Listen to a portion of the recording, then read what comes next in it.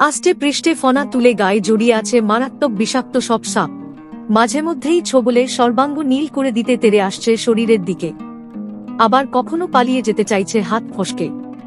বিষধর এসব সাপ নিয়ে নানান কসরত দেখানো ব্যক্তিটি মান্নান পাহাড়ি। 25 বছরে ধরেছেন 93 প্রজাতির 50,000-এর অধিক সাপ।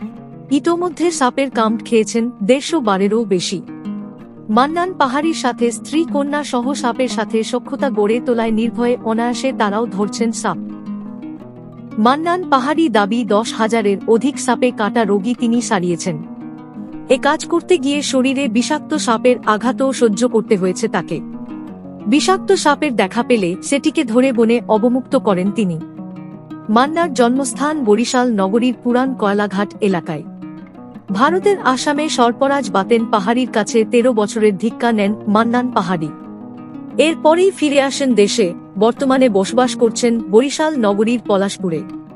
1998 সাল থেকে লোকালয় ও ঘরবাড়িতে ঢুকে পড়া বিষাক্ত সাপ ধরে তা অবমুক্তির কাজ করছেন মান্নান পাহাড়ি।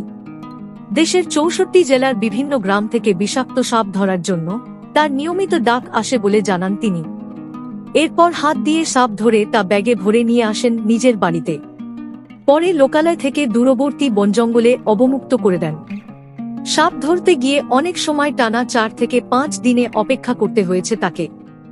সবশেষ সাপের দেখা মিলে অবস্থান নিশ্চিত হয়ে কোনরকম নিরাপত্তা ছাড়াই হাত দিয়ে ধরে ফেলেন সাপটিকে। তার দাবি গুরুর কাছ থেকে নেয়া বিশেষ দীক্ষায় তিনি এ কাজ করে আসছেন 25 বছর ধরে। সুপ্রিয় দর্শক, আজকে এই পর্যন্ত। পরবর্তী নিউজ আপডেট পেতে টাইম নিউজকে ফলো দিয়ে সাথে থাকুন। ধন্যবাদ সবাইকে।